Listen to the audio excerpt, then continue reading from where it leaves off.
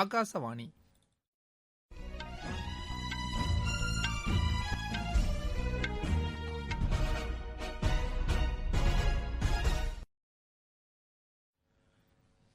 செய்திகள் வாசிப்பவர் கனகராஜ். தலைப்புச் செய்திகள். மத்திய அரசின் வேளாண் சட்டங்கள் விவசாயிகளுக்கு பல்வேறு வாய்ப்புகளை வழங்கியுள்ளதாக பிரதமர் திரு நரேந்திர மோடி தெரிவித்துள்ளார். பிரயாக்ராஜ் வாரணாசி இடையே அமைக்கப்பட்டுள்ள 6 வழி தேசிய நெடுஞ்சாலையை பிரதமர் நாளை நாட்டிற்கு அர்ப்பணிக்கிறார். நாடு முழுவதும் ரயில்வே துறையை நவீனப்படுத்தும் பணிகள் முழுவீச்சில் நடைபெற்று வருவதாக அத்துறைக்கான அமைச்சர் திரு பியூஷ் கோயல் தெரிவித்துள்ளார். கார்த்திகை தீபத் திருவிழாவை ஒட்டி திருவண்ணாமலையில் இன்று மாலை மகாதீபம் ஏற்றப்பட்டது.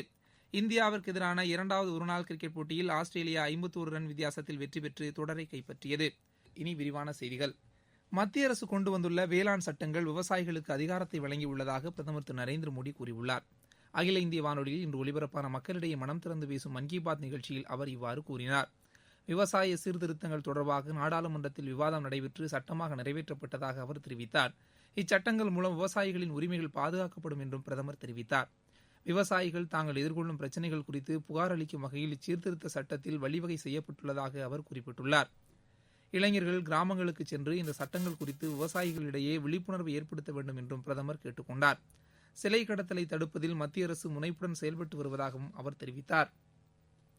நாட்டின் கலாச்சாரம் மற்றும் பாரம்பரியம் குறித்த தகவல்கள் அனைத்தும் டிஜிட்டல் தொழில்நுட்பத்தின் கீழ் உருவாக்கப்பட்டுள்ளதால் மக்கள் அதனை இணையதளம் மூலம் அறிந்து கொள்ள முடியும் என்று பிரதமர் கூறினார்.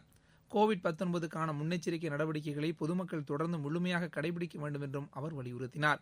குருநானக் தேவின் 551வது பிறந்த தினம் நாளை கொண்டாடப்படுவதை ஒட்டி சீக்கிய மக்களுக்கு பிரதமர் திரு நரேந்திர மோடி தனது வாழ்த்துக்களை தெரிவித்துக் கொண்டார். கல்வி நிறுவனங்களின் தொழில்நுட்ப மேம்பாட்டிற்கு முன்னாள் மாணவர்கள் முக்கிய பங்கு வகித்து வருவதாக பிரதமர் தெரிவித்தார்.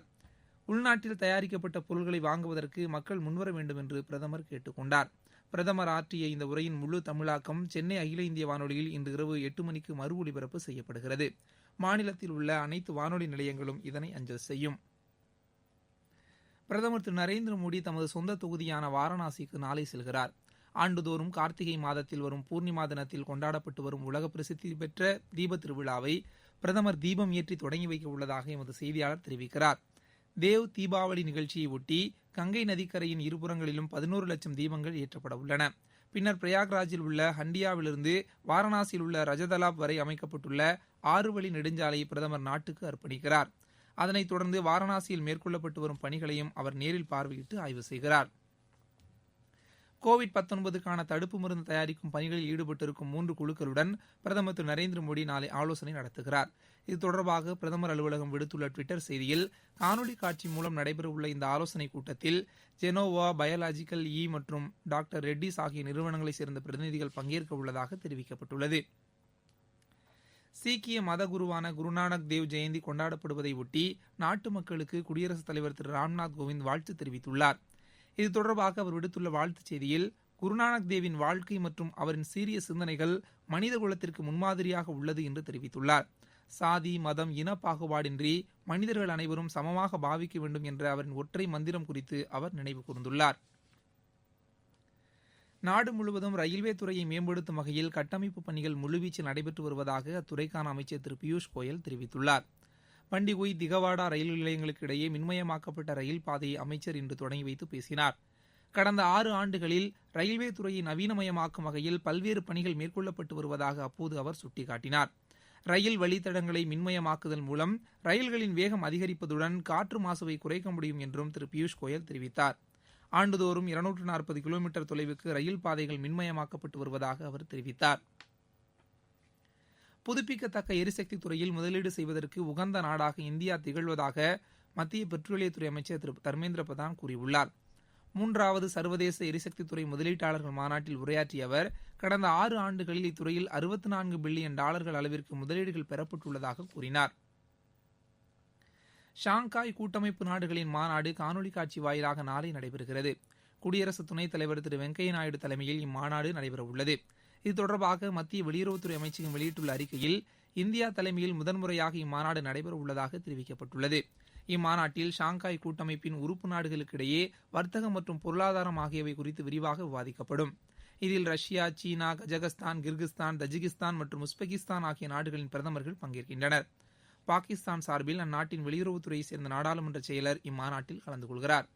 நீங்கள் கேட்டுக்கொண்டிருப்பது ஆகாசவாணியின் செய்தி அறிக்கை.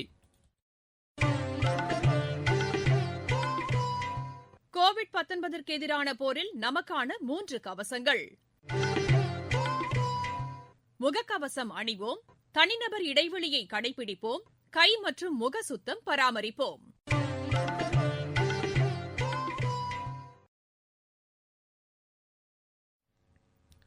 கார்த்திகை தீபத் திருவிழா இன்று விமரிசையாக கொண்டாடப்பட்டது.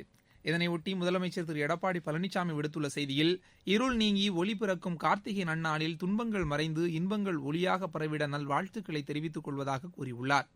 தீபத் திருவிழாவை ஒட்டி திருவண்ணாமலை அருள்மிகு அருணாச்சலேஸ்வரர் ஆலயத்தில் இன்று அதிகாலை பரணி தீபம் ஏற்றப்பட்டது. இதனையடுத்து இன்று மாலை 2668 அடி உயர மலையின் உச்சியில் மகாதீபம் ஏற்றப்பட்டது. கோவிட்-19 காரணமாக தீபத் திருவிழாவை காண திருவண்ணாமலை வரும் வெளியூர் பக்தர்களுக்கு தடை விதிக்கப்பட்டிருந்த நிலையில் தொலைக்காட்சி வாயிலாக தீபத் திருவிழாவை காண ஏற்பாடுகள் செய்யப்பட்டிருந்தன. உலக புகழ்பெற்ற திருவண்ணாமலை அருள்மிகு அருணாச்சலேஸ்வரர் திருக்கோயிலில் தீபத் திருவிழாவை முன்னிட்டு அண்ணாமலையார், உண்ணாமலையம்மன் மற்றும் பஞ்சமூர்த்திகளுக்கு சிறப்பு அபிஷேக ஆராதனைகள் நடைபெற்றது. அதனைத் தொடர்ந்து இன்று அதிகாலை 4 மணிக்கு ஆலயத்தில் பரணி தீபம் ஏற்றப்பட்டது. அதனைத் தொடர்ந்து இன்று மாலை பஞ்சமூர்த்திகள் தீப தரிசன மண்டபத்தில் எழுந்தருள ஆண்டிற்கு ஒருமுறை 1 நிமிடம் மட்டுமே காட்சி தரும் அர்த்தநாரீஸ்வரர் பஞ்சமூர்த்திகளுக்கு காட்சி தர திருக்கோயிலில் அகண்ட தீபம் ஏற்றப்பட்டது. அப்பொழுது பக்தர்கள் அண்ணாமலையாருக்கு அரோகரா அரோகரா என்று கோஷம் முழங்க சரியாக மாலை 6 மணிக்கு அண்ணாமலையார் மலையின் மீது மகாதீபம் ஏற்றப்பட்டது. இன்று மாலை ஏற்றப்பட்ட மகாதீபம் 11 நாட்களுக்கு தொடர்ந்து எரிந்து தீப ஜோதியாக காட்சியளிக்கும். திருவண்ணாமலை ரவிச்சந்திரன். வங்கக்கடலில் உருவாகியுள்ள காற்றழுத்த தாழ்வுப் பகுதி தொடர்ந்து வலுவடைந்து வருவதாக வானிலை ஆய்வு மையம் கூறியுள்ளது. இது வரும் 3ஆம் தேதி தென் தமிழக கடலோரப் பகுதியை நோக்கி நகரக்கூடும் என்று தெரிவிக்கப்பட்டுள்ளது. இதன் காரணமாக நாளை மாநிலத்தின் பல்வேறு பகுதிகளில் மிதமான மழைக்கு வாய்ப்பு இருப்பதாக அறிவிக்கப்பட்டுள்ளது. கன்னியாகுமரி, திருநெல்வேலி, தூத்துக்குடி மாவட்டங்களில் கன முதல் மிக கனமழைக்கு வாய்ப்பு இருப்பதாக வானிலை ஆய்வு மையம் கூறியுள்ளது. இந்த 3 மாவட்டங்கள் மற்றும் ராமநாதபுரம், தென்காசி ஆகிய மாவட்டங்களுக்கு உட்பட்ட ஒரு சில பகுதிகளில் வரும் புதன்கிழமை அதிகனமழையும், மதுரை, சிவகங்கை, புதுக்கோட்டை மாவட்டங்களுக்கு உட்பட்ட ஒரு சில பகுதிகளில் கனமழையும் பெய்ய வாய்ப்பு உள்ளதாக தெரிவிக்கப்பட்டுள்ளது. இதற்கிடையே இந்த காற்றழுத்த தாழ்வுப் பகுதியின் நகர்வினை மாநில அரசு உன்னிப்பாக கண்காணித்து வருவதாக வருவாய்த்துறை அமைச்சர் திரு RB உதயகுமார் இன்று மதுரையில் செய்தியாளர்களிடம் பேசுகையில் தெரிவித்தார். நாடு முழுவதும் கோவிட்-19 பாதிப்பிலிருந்து குணமடைந்தோரின் எண்ணிக்கை 93.68% அதிகரித்துள்ளதாக மத்திய சுகாதாரத்துறை கூறியுள்ளது. கடந்த 24 மணி நேரத்தில் மட்டும் 41,810 பேருக்கு புதிதாக கோவிட்-19 தொற்று உறுதி செய்யப்பட்டுள்ளது. இன்று மட்டும் 496 பேர் இந்நோய் தொற்று காரணமாக உயிரிழந்துள்ளனர். தமிழகத்தில் இன்று புதிதாக 1459 பேருக்கு தொற்று உறுதி செய்யப்பட்டுள்ளது. 1471 பேர் குணமடைந்துள்ளதாக மாநில மக்கள் நல்வாழ்வுத்துறை தெரிவித்துள்ளது. ஒரே நாளில் 9 பேர் உயிரிழந்ததால் ஒட்டுமொத்த உயிரிழப்பு 11,052 அதிகரித்துள்ளது. கர்நாடக சட்டப்பேரவை கூட்டத்தொடர் அடுத்த மாதம் 7ஆம் தேதி தொடங்குகிறது. இது தொடர்பாக பெங்களூருவில் நேற்று செய்தியாளர்களிடம் பேசிய அம்மாநில சட்டப்பேரவைத் தலைவர் திரு விஸ்வேஸ்வர் ஹெக்டே ககேரி, ஒரே நாடு ஒரே தேர்தல் தொடர்பாக இக்கூட்டத்தொடரில் கடைசி 2 நாட்களில் விவாதத்திற்கு எடுத்துக் கொள்ளப்பட உள்ளதாக தெரிவித்தார். இக்கூட்டத்தொடர் கோவிட்-19 தொடர்பான அனைத்து வழிகாட்டு நெறிமுறைகளும் பின்பற்றப்படும் என்று கூறினார். இக்கூட்டத்தொடரில் 10 மசோதாக்கள் தாக்கல் செய்யப்பட உள்ளதாகவும் அவர் கூறினார். மாநில சுகாதாரத்துறையின் ஆலோசனைப்படி பேரவை உறுப்பினர்கள், அலுவலர்கள் மற்றும் செய்தியாளர்களுக்கு கோவிட்-19 பரிசோதனை மேற்கொள்ளப்படும் என்றும் அவர் கூறினார். ஆப்கானிஸ்தானில் பயங்கரவாதிகள் நடத்திய கார் குண்டு தாக்குதலில் அந்நாட்டு பாதுகாப்பு படை வீரர்கள் 30 பேர் உயிரிழந்தனர். 24 பேர் காயமடைந்தனர். காஸ்னி மாகாணத்தில் பாதுகாப்பு படையினரின் வளாகத்தை குறிவைத்து இந்த தாக்குதல் நடத்தப்பட்டதாக அந்நாட்டு அதிகாரிகள் தெரிவித்துள்ளனர். இந்தியாவுக்கு எதிரான 2வது ஒருநாள் கிரிக்கெட் போட்டியில் ஆஸ்திரேலியா 51 ரன் வித்தியாசத்தில் வெற்றி பெற்றது. சிட்னியில் நடைபெற்ற இப்போட்டியில் டாஸ் வென்று முதலில் பேட் செய்த ஆஸ்திரேலியா நிர்ணயிக்கப்பட்ட 50 ஓவரில் 389 ரன் எடுத்தது. ஸ்மித் அதிரடியாக ஆடி 64 பந்துகளில் 104 ரன் குவித்தார். 390 ரன் எடுத்தால் வெற்றி என்ற இலக்கோடு பின்னர் களமிறங்கிய இந்தியா 9 விக்கெட் இழப்பிற்கு 338 ரன் எடுத்து தோல்வியடைந்தது. மீண்டும் தலைப்புச் செய்திகள்.